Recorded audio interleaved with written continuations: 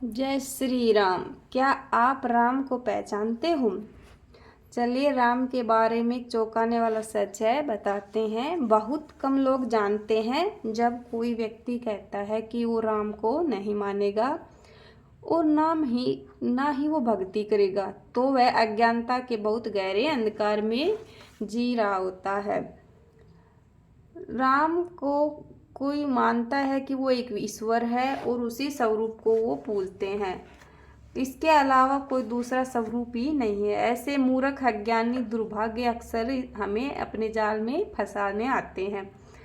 एक बार की बात बताते हैं, जब कबीर जी भजन कर रहे थे, माला जाप कर रहे थे, तो कुछ लोग उनके पास आए और वो हंसने लगे, कहने लगे कि कबीर जी तुम क्या कर रहे हो? कबीर जी ने कहा भजन कर रहा हूँ राम जी का। तो उन्होंने कहा कौन से राम जी का भजन कर रहे हो? कबीर ने कहा राम बहुत सारे हैं क्या? उन्होंने इस पर कहा कि यह तो पता ही नहीं कि कौन सा राम है, और भजन करने बैठ गए। यह भी सुनकर राम कबीर जी पड़ गए सोच में और सोचने लगे कि राम कितने होते हैं, मुझे तो पता ही नहीं।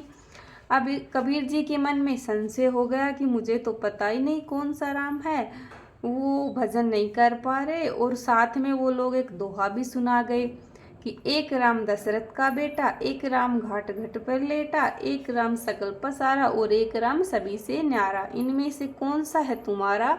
हमें तो पता ही नहीं था।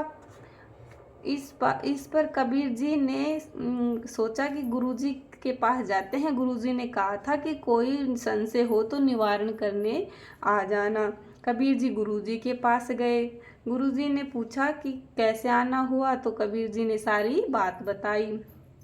गुरुजी बातें सुनकर हंसने लगे और कहने लगे, बेटा ऐसी बात करने वाले तुम्हारे पास एक बार नहीं जीवन भर आएंगे। ऐसे लोगों का काम ही होता है तुम्हें विचलित करना और सही रास्ते से भटकाना। तुम्हें सजग रहना होगा।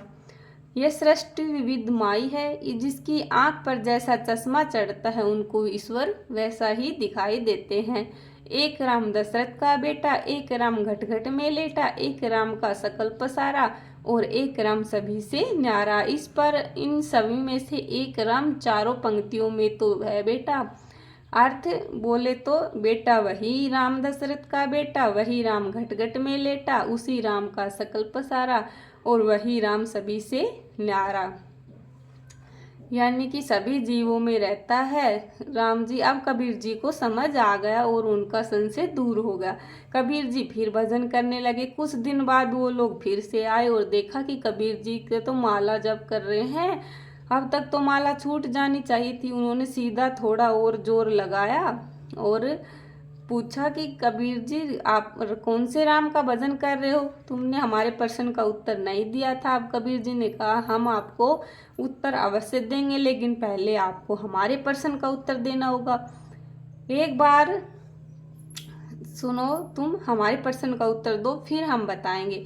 तो कबीर जी ने कहा एक बाप तेरी दादी का छोरा, एक बाप तेरी बुआ का छोरा और एक बाप पति तेरी माँ का और एक बाप तेरी नानी का जमाई।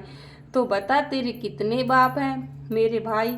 ये सुनकर वो लोग हंसने लगे और बोले ये भी कोई पूछने की बात है, ये एक ही तो है मेरे बाप, वो सबके रिश्ते नाते हैं। तो कबीर जी बोले कि इसमें कुछ नया नहीं है, तो फिर राम जी भी सबका एक है। दशरथ का बेटा वही राम घट घट में लेटा, वही राम सकल पसारा, वही राम घट घट में लेटा, वही राम का सकल पसारा, वही राम है सभी से न्यारा। दोस्तों आपने देखा कि कैसे सनातन धर्म ईश्वर का स्वरूप कितना विराट है। वो सनातन है, वह सर्वव्यापक है, वह निराकार है और साकार भी। अदृश्य भी है, दृश्य वे सगुण है और वो निर्गुण भी। वे एक व्यक्ति के रूप में भी अवतरित होते हैं और जब अज्ञानी लोग समझ नहीं पाते तो वह प्रश्न करते हैं कि आपके कितने सारे भगवान हैं और कौन बड़ा है।